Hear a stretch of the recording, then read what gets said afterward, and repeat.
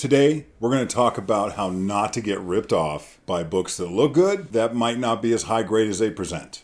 That's kind of the basics, and then we're going to get into the details. Because a lot of people might not grade books, but we do. And we have some incredible examples of books and how they look, and we can talk about the grade and break it down for you. Before we get into all that, you can catch us every Monday night live on Instagram, Rachel and I. We sell comic books every Monday on Instagram, 5 p.m. Pacific time, and we have a wide selection of stuff. It's a really good show if you haven't ever been there. We've been doing it for several years. Make sure to check that out. Lately, we've been showing you some books that we sell so you have an idea of like what prices are outside of the known market when you look something up. These aren't registered anywhere except when we tell you on our show. So tell them. Dave and Rachel census. Yeah, this is our personal census. So I have like a handful of books that we sold on Monday. So we sold a Superboy 28 in very good find, which is a 5.0. We sold that for $92. Really low census book. Yeah. I think there was 28 graded copies of that. 28. That's funny. Yeah. Fables #1 in 9.4 near mint. We sold that for $46. Cool book. We also sold a Superboy 49 in very good find, 5.0 for $179. Also Early hard book to get. Yeah, early Superboys. We also sold a Fantastic Four 40 in very good find for $52.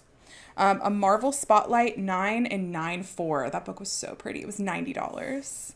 And then finally, Spectacular Spider-Man 27 in near mint for $49. There you go. So that's some of our sales. Good example of the kind of stuff that we sell, and we sell hundreds of books every week. So make sure to check that out. We also sell books other places. Yeah, we do a Buy It Now post on Instagram. So every week we have new books for sale available right now if you want to check them out on our page. We have another hosted auction over on Shortboxed on October 11th. It starts on October 11th. It ends on October 14th. 2025. 2025. This QR code is on the screen. I only have one book up right now, but just click on the watch feature of that book and you'll get notified whenever it's live and ready to be bid on. Definitely check it out. It's really cool over there. We also post every week on eBay. So check out our eBay store.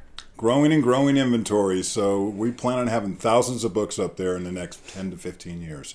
Okay, last but not least, we buy comic collections. If you're considering selling your comics, please consider us. There's a QR code. You can just look at this and get some info, or you can go into our video description and our contact information's there. Let's get on to the topic. Check this out. I've been back in the hobby for over 5 years after taking I think a 17-year hiatus. One of the things that I noticed coming back is that there's lots of ways to buy books, and I've used them all. I mean, literally. I mean, if there's raw, slabbed, collections, I buy books lots of different ways. But there's like a rule of thumb, a couple of rules of thumb actually, that I have when I buy books. One of them is to know what I'm buying. Now, that's not always the case. If I'm buying a collection, I certainly don't grade every one of them. Or even know every single book that's in there. Or even know what books are in there. It just kind of depends on what I think they are and then, how that moves forward in the conversation. Or I'll buy them one at a time. I'll buy a slab. I'll buy it at an auction. Sometimes on auctions, they only show you the front of the slab. You have to look it up using the CGC census to see if there's any grader notes, etc. One of my pet peeves is whenever I look at books and at a convention, let's stick there for a second. Go to a convention, see a wall of books with prices. Not a single grade to be had. Raw books. Raw books. No grades. So they look good. They're in Mylars. They're all keys. The lights are shining. It's kind of like, have you ever noticed if you go to a jewelry store how great diamonds look in the case? Well, they use special lights. You know what they use for comic books? Mylars. The beer goggles of comic books, Mylars. A Mylar can make any book look good. It can make a mid-grade book look like a high-grade book. Also, the packaging is really attractive, and people are attracted to things that are shiny and pretty. So I would use it as a cautionary tale. I will tell you this, if you don't completely trust that the vendor you're getting things from is going to disclose what grade something is or let you know if there's a stain or rust, you need to take it out and look at it. Point 2, let's say on eBay you go to buy a book and it's advertised as near mint. It's in a wrinkled bag and it only shows the front, the book's not out, and you decide, okay, I'm just going to buy it. And if it's not that, I'll return it. Bad move number one. Have you ever tried to return something on eBay, first of all? I'm here to tell you, and this is the truth, I won't buy books that I'm not comfortable with without knowing more information. I have many times asked people, hey, can you send me a picture outside the bag? You know, can you show me the center of it? Especially on much older books, so I know that the staples don't have corrosion on the inside. I want to see the page quality. A lot of that's too much information. A lot of dealers may not even want to do all that with you. That could be a problem. I avoid books like that. There's people I trust their grading, and if they tell me something is a 7.5, I believe them because I know how they grade. But if it's an unknown quantity, no, man. I've found that most of the time, I'm disappointed. Most of the time. Sometimes I'm pleasantly surprised, but not most of the time. I stay away from buying a book by seeing half of it through a filter, which is a bag. And today we're going to show some great examples of what I'm talking about. I really think when you're buying raw books and someone says, I think it's this or I think it's that, it could be mid-grade, it could be high grade, those are warning signs that you might be about to overpay. Maybe the book has a stain and they didn't point it out. Maybe it does have corrosion on a stable. Maybe it's missing a page. Who knows? But it looks good, and a seller might think it looks good enough to charge extra. Well, there's actually a market for these things, and they seem to fall in between, like, you know, if it's this grade, it costs this much, and if it's this grade, it might cost 3 times more. I don't like getting books presented to me in a way that tricks me into buying something or paying more than I would. So I do think that there's great examples of books that present better than a higher grade. Like you might see a book that you see another copy that's 2 grades higher, and the one that's 2 grades lower looks better than the higher grade. Yeah, if someone's just flipping books, they're really concerned about getting the grade to the buyer and then pricing it for the grade, but maybe, you know, the page quality's off, this and that. I think there's a lot that goes into books for collectors, and I'm talking to you collectors. Today, the whole point is we're going to talk about some books, we're going to show them to you, let you take a peek at them, then tell you what grade it is, and we'll kind of have a little discussion around that. Sound good? Sounds good. I can't emphasize this enough. It's very important to know how to grade. I just can't emphasize that enough. Now, let's say that you're bored with that. You want to collect, you don't want to bother yourself with that, but you know what you like. I get that. You really need to buy from people that you trust then, because along the way, if you're buying from a lot of different people, you will be disappointed on the quality of a book. So just remember, learn as much as you can about grading and be as good as you can at grading, especially in the grades that you like. Because if you don't know how to grade, the chances of you overpaying is like 10 times more likely. I agree with that. Because like, especially with low grade books, big keys, like if you can only afford lower grade copies, every point is a different price. Every point in grading can be hundreds of dollars. Could be hundreds. And like, if you don't care about your money, that's one thing. Okay. Yeah, if you just have enough to just fly around, you know, whatever. Yeah. if you're just saying like, look, to me that's worth $300, that is your prerogative. But we've learned, being in this business for years now, that people do want to buy more books. So they tend to try to get the best deals they can. Unless you're dealing with something that's rare, scarce, hard to get, you can't find it in that grade, that's when everything kind of changes. No one likes the feeling that they're getting ripped off. I'm going to tell you a quick story. First time I got auto insurance, I don't think I ever told you this story. First time I ever got auto insurance, I ended up in this building that had all these kiosks, and this young kid, I was probably 19 or 20. This young kid was like telling me what the premiums would be, and he was going through everything, and I ended up having to pay, I remember, $325 a month. This is in the 80s, folks. $325 a month, and I thought that that's the way it goes, right? And as I was walking out, he saw one of his cohorts, one of the people that he works with, and they thought I was out of earshot, and they both high-fived each other and said, yeah, and went like this. And I walked out with the most ashamed feeling, so ashamed I did not go back in. I just paid that until, I got another car or something. I think there's comic dealers that do that. They're like, yeah, that fool paid this. We don't want you to do that. So we're going to show some books and talk about this, and you'll get a better idea as we go along. Let's get started. First book. This is Astonishing Tales #1 from 1970. I'm just going to hold it up, but we're going to show a picture. Take a peek at it in the bag. Now, these aren't low grade. They're not mid grade. We're going to tell you what the grades are, but just take a look and see what you think about it. Kind of get an idea by seeing it in the bag. You're seeing it, if you're on TV especially, you're seeing this nice and blown up. So what grade do you think this book is? This is a near mint minus. So let's go through it. A lot of, even the photographs, these are so nice. All of these books I'm showing you present higher than they are. Yeah. And that's the point. That's the point of this video. Do you want those books? Yes, you do. If you're a collector especially, would you like to save money because a book is in a lower grade but it meets all your specifications, looks great in a bag, looks great in hand, maybe it has some particular defects that bring it down, and this is a good example. This is a high grade copy of an early 70s book that I think could easily sell for $9.4, and some people might even try to tell you it's a $9.6. It's not. No. It's not. So that's one example in the Bronze Age. Let's do a Silver Age book. This is Captain Marvel #2 from 1968. So you see it. What grade is this, Rachel? It is a 5.5.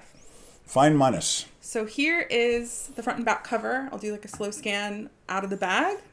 I don't even know if you're going to see the defects in the pictures. Yeah. A lot of these defects are light. Like you need to put it in light to see them. Dust shadows really bring grades down, guys. You need to know that. I mean, it could be a couple points. It can even be higher if they're very dark and wide. Yeah, some of these have really dark dust shadows. And that's a grading thing. That's why needing to know that. Why are we bringing this up? You might buy a book and think it's a 7.580 and it's a 5.560, and you go to sell it and all of a sudden the grade's much lower, multiple points lower, and you get very disappointed. Our whole goal in this channel is sharing knowledge that we have, because I really believe this. The more my customer knows about the hobby, grading, pricing, the better of a customer they're going to be, because they're going to be more selective in the long run. And I like that. I do like selective customers. I also want my customers to trust me. The big way we do that is by being really as forthcoming as we can. Let's show another book. Yeah. This is Daredevil 18. It's the first appearance of Gladiator. It came out in 1966. What a pretty copy of this. Mm-hmm. Just the Mylar picture right now. Pretty copy. It looks so good in the bag. It looks good out of the bag. It does. I want you to know some of these are going to present much higher, and that's why we're showing this group of books, because, man, they look fantastic. Me and my brother had a long conversation this week about his standards are, I will take a 7.0. He's a high-grade collector, because a lot of times I'll find that copy and I'll look at higher graded copies that don't look nearly as good, or they're not as tight, or they're not centered right, or their pages are off. All the books we're showing you in this, they all have white pages. Yeah, they're really nice. And another issue with this one that some people may not like is the color strike on it isn't great. It's kind of muted. Yep, and that doesn't make a difference. It does. It doesn't change the grade, which we haven't said the grade of this yet. It's a 7.0. But it's a really nice copy. Do I think that someone who wants high grade or even higher mid grade would want this? Yeah. You get this in your hand, you're going to be like, damn, that's nice. And it is. Check this out. This is Daredevil 38 from 1968. Dr. Doom. What a killer Dr. Doom cover, right? The first page on that is just Dr. Doom. I know. I liked it. It's a great splash page. So look how pretty this book is. And that's it's a misconception that mid-grade or low-grade books cannot be pretty. That's not true whatsoever. What grade is this book? This is a 7.5. Here's the out of the bag scroll. Now's a good time for me to say I haven't pressed or cleaned any of these. Some of these I do believe are going to improve as high as a grade. Maybe even a grade and a half. I don't know. Not all of them. When you're dealing with dust shadows and color breaks, there's not a lot you can do. Little defects like tears by the staple. There's little things that do add up. If you don't know how to grade, you might miss that. And we're just sharing that kind of information with you. Even stains. Stains are sometimes hard to see, depending on the type of stain that it is. Yeah, really the best way to detect a stain is to look at a book under the light until the light hits it, and then follow the light all the way, front and back cover, and then look on the inside of the cover to see if a stain it looks like it's dirt or whatever. Dirt doesn't saturate the book. Stains do. Or it could be foxing, which also looks a little different. I will say with this Daredevil, I don't think you're going to be able to see the defects in the scan because they're hard to see unless you're in the light. That's right back to that point. You need to trust who it is that you're buying from, that they give you the right grade. Now, will a book like this cost more because of the way it looks? It might. It just might. I mean, it really depends on what's going on in the market, how available that book is. I can tell you that most customers, when they get a nice book, regardless of the grade, they can tell the difference. Mm-hmm. You can just tell the difference when it's in your hand. Like, well, wow, this has like broken color, but it's really nice. It's got tight. A bounce to it. It's crisp. It's got white pages.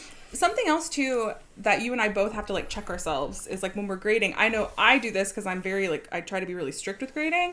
Is like, oh, this can improve with the press. Like, okay, but what's the grade right now? Correct. Because that obviously is a factor. Yeah, like it might improve, but it's hard not to kind of coerce yourself into a higher grade. And I'll tell you, as someone who's been pressing books for years, and I'm very good at it, I don't know what's going to come out or not until I do it. Yeah. Sometimes I'll get a soft bend out and it breaks color and I didn't know it. So it takes a lot of work and labor too, and time, money. There's a lot of expense to that. So you're better off, you always grade a book as it lies. Yeah. Creases and all. That's a huge point, by the way. Never buy a book if someone tells you, I think it'll press higher, and then pay a higher price because it is a potential. Let them go do all that work. When you're buying a book, you're buying it as is. I've seen eBay listings that are like, it could be pressed to a 9.8. I'm like, okay. Yeah, sure. That or you slab it. Blah, blah, blah. It's like, if I wanted to slab it, I'd buy a slab. All right, this is a good one. This is Doctor Strange 169 from 1968, the first Doctor Strange solo series. Yep, this is essentially a number one along the same era as some other number ones. Pretty sought after key. Looks incredible, by the way. What grade is this one, Rachel? It's a 4.5. Now let's take a look at it. Here's the raw scan. The thing that you almost missed is there's a tear, like a half-inch tear on the front cover. There's a tear on the cover. Both the front corners have issues. And those things add up. Now, that aside, the book looks fantastic. If you're going to pay less for a book that looks at like a higher grade than other 4.5s. 4.5 is a very good plus, which is a low grade. The jackpot of all jackpots is getting a low grade book that doesn't look low grade. Here's an example. How about this book? It's Fantastic 423 from 1964. Dr. Doom. This is a very popular Dr. Doom cover. So it looks, I mean, you can tell it's got some issues. It looks really good, especially because it's a what? A 2.5, a good plus. Yeah, I want you to look at any 2.5. Any 2.5 you can find and see if you have one that even holds a candle to this, well, right? And I'm showing you the front and back covers now. In the back, you can, I think, kind of tell that it's got some issues. If someone is buying low-grade books, they want one that presents the best. I mean, to get value for your money. So this is one of those examples of something under very good that looks really nice. That's a great example of that. Check this one out. Iron Man 47 from 1972. Now, I'll tell you, a 9.6 of this book would cost you over $1,000 if you got it slabbed. And I looked at this when I got it, and I'm like, dang. The color strike on it's really good. It's just pretty. I mean, even as you look at the spine, there's really no visible color breaks. So looking at it through the Mylar, what's the grade? We gave it an 8.5. Very fine plus. Yeah, it's got the kind of tear on the back cover. You can see it a little bit. Someone held it, and they put too much pressure, and it tore on the top and bottom where their finger was, like that far apart. Tear is very small. But even if it was just one tear and it's two, that would bring it down. It couldn't be higher than a 9.2. This is back to knowing how to grade. Now, I think with a press, this has not been pressed, you would not be able to tell it's torn unless you actually took that and started to shake it. Started to tear it more. Yeah, I might be able to press it to a 9.0, but regardless, it's still a great looking book for the grade it's in. It presents very high grade. Yeah, it's good whenever the defects aren't on the front cover. That helps. Now, if you're a Jim Steranko fan, and we'll show a copy of this in the this bag. is Nick Fury, Agent of S.H.I.E.L.D. number 6, 1968. Nick Fury, Agent of S.H.I.E.L.D. 6 and 7 are two of my favorite Steranko covers. And this copy is fantastic. You probably can't see a thing wrong with it. Yeah, through the Mylar especially. But this one is an 8.5. Here's the scan of the book. Which, by the way, bag. that is not mid-grade. That's high grade You're in still. the high grade status now. That's high grade, but there's some color breaks on that book. I don't know if you can tell in the scan, but I'm pretty confident that we can press that higher. That this would be a higher grade. I don't think it turns into a 9.4, but getting it up 0.2 to a 9.0 I think is reasonable. But who knows? I'm going to say it again. You don't know until you do it. So, and there's a lot of time and energy that goes into that. So I'm learning that I just need to, sometimes I just don't even press them at all if I don't think it's going to improve the grade. This is an interesting book. It's Fear number 6 from 1972. Yeah, I wouldn't say this is incredibly valuable. People who collect monster books, these are reprints. These are great. I absolutely love these. I have collected them before and had like 9.6 and 9.8 slabs, and they're expensive.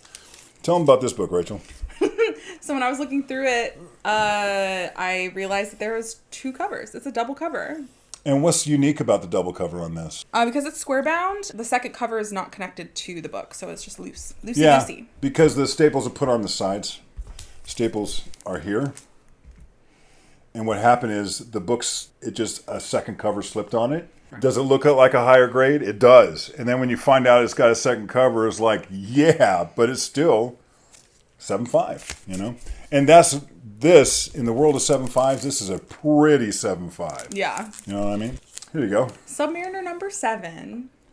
You are going to have a hard time finding anything wrong with this picture, with this photograph cover. Early Submariner. Popular book. Can be very expensive, high grade. What grade is this? This one's an 8.0. Here's the scan out of the bag. I wrote down some of the issues in case you can't tell, because I know you're not going to be able to see this, but there's a twine line on the front cover, which doesn't really affect it that much. It doesn't but take it's the there. grade down. It doesn't take the grade down. You might not like that, but when they grade, they don't reduce the grade for that. Mm-hmm. It has a corner fold that I don't think you're going to be able to see in the scan, and then it's got some tears at the top. So it's small. It adds up. Is it high grade? Yeah. And would you like a copy of this? I don't think. I think a high grade collector would like to have this copy. One of the downsides to this book, staples are here. They're all the way in the cover. Yeah, they're not aligned very well to the spine. I kind of like that sometimes. It's dangerous to read because if you open the full cover, you'll pop a staple. But I like to see the staples. I mean, some people hate that. I think on a really high grade book, and even in this, it looks good. It's really easy to see if they're rusty. It's they're not, right there. Yeah, right. It's not an attribute that a lot of collectors like, but I personally do like it. And last in this little run of books, Thor 165, first appearance of him. What a pretty copy this is. Great color strike. I mean, it's just a nice copy. White page. What grade is this? This is a 7.0. Here's the scan outside of the bag. This one, once again, I do think it will improve. Not a lot, because it has some small issues with it on the corners. However, what a great copy. Now, you can pay a lot of money for this book, or as a collector, you might be able to, you'd be lucky to find a copy like this. And would a collector pay more than other 7.0s for this? I think they would. Just because of the fact that it still isn't going to be near what the price is for a higher grade copy that may not have white pages, may not have such a bold white cover with no tanning, with all these little attributes of the color, may not have a color strike like this. These are collector things that certain people have. They want that nuance. Now I'm going to show some books that are really high grade. They are actually high grade. And show you, I'm just going to show them to you. So this is an interesting book. This is Amazing Spider-Man 229. And this one is special because it's a Mark Jeweler. Yeah, so all of these are from my brother. His personal collection that he bought. And he was in the armed services. And it's a gray one. Yep. And my brother, I love, you can see, look. I love buying books from him because he took immaculate care of his books. He would only read them while he lays down. He would open the book like this on the bed, and he would turn the pages without bending the cover. And average grade in his raw collection is probably 9.2 from just being 30 years old. With presses, they often get 9.6s, 9.8. So, especially this era, if you didn't know this particular era presses out much better than most other eras. It's easy to get a 9.8. That's why you see some people kind of bottom feeding. They'll go through and look at slabs, and when they see this era, they'll crack a slab and try to get the next grade. Only a color break would stop you from that. Most of the other defects, even like a little crunch corner, you can fix it because the paper is easy to fix. High-grade Mark Jewelers are hard to come by. Yeah. No matter what it is. I think both of these are 9.8 candidates. Here's another one. This is also a Mark Jewelers. The Juggernaut. So common books, but are they common in super high grade? Yeah, they are. But are they common raw in super high grade? They can be. It's difficult to not you really have to examine them. Right. You really have to grade it. Don't just take it because it's in a Mylar and it looks good, right? This is another great example. First appearance of Carnage. There's so many copies of this. If you want a really good copy, can you buy one raw and high grade? You sure can. And you're probably going to spend a lot less money. It's another great example from the McFarlane run. This is a valuable book. Yeah. This is the first McFarlane. You got Black Suit Spidey. He's about to figure it out with old Venom. $2.98. How about the 301? One of my favorite covers. Just perfection. That is Spider-Man Perfection by Todd McFarlane. That is iconic. That has been swiped so many times. This is a popular cover. All of these are from the same collection, single owner collection. Bought them, read them once, put them away. They're in Mylars. Just really took care of them. Here's another great example. Second appearance of Black Cat. Just pristine as can be. This is the one. Da Belle of Da Ball. Yeah, I pulled this out and I'm like, Rachel even noted from across the room, she goes, look at the color strike on that. I'll scroll the front and back out of the bag because it looks so nice. It's not perfectly centered. I mean, that's the one thing about it. It's it could be centered a little bit better. It's got a little bit showing, but it is a newsstand and the color strike is exceptional. Yeah, this isn't a Mark Jewelers, it's a newsstand. This is not a Mark Jewelers. One more. Also, I had this one. I didn't include this, but we don't have a scan of that, but just going to put this away for the time being. 9.6 white pages, perfectly centered. So there's some examples of raw books.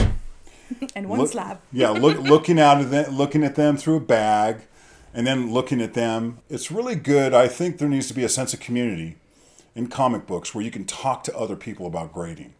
I have spent thousands of hours in my life talking about grading. Thousands. Also about things I like, things I don't like, really narrowing in on the books I like. It helps develop me as both a collector and a seller to really understand comic books. And the more I talk to other people about it, the more I know. Rachel came from zero to hero. I also use this religiously. Yep. It's not super... What is that? Oh, I use this CGC grading guide. Yeah. It's kind of vague, to be honest, but it does give a range grade for different defects. That's really all I use it for, is the defects. We'll say this on the way out the door here. When you do grade, try to grade to CGC standards. I know there's other companies and stuff, but I've found over decades that CGC standards are really solid. So one example of a defect that I use the guide for specifically is subscription creases. I'll take a picture of this and put it on the screen. It gives you a grade range of a subscription crease depending on how color breaking it is. You can get a 7.0 with a subscription crease. Did you know that? That's pretty high grade for a subscription crease. and we recently had someone buy a book, they didn't like it because it had a subscription crease, and Rachel had graded it, and then she thought twice of it and said, no, I overgraded that. And that's part of the education. It's talk about it, bring it up. We have discussions about it. And so now she's going to be much stricter, where even the next week we got a subscription crease that barely broke cover, and it was a much higher grade, So, yeah. So a subscription crease in the 60s and 70s, they would take a comic book, fold it in half, put it in an envelope, and send it to you. That's what it was. So a lot of people did get subscriptions. They just wanted to get them at their house and not have to worry about going to the drugstore to buy one. That's it, though. That's it. You have anything else? I don't think so. Just subscribe, please. Yeah, if you like this content, please like and subscribe. Leave a comment. Do all that stuff. Appreciate it. Thanks so much, guys. Bye. Bye.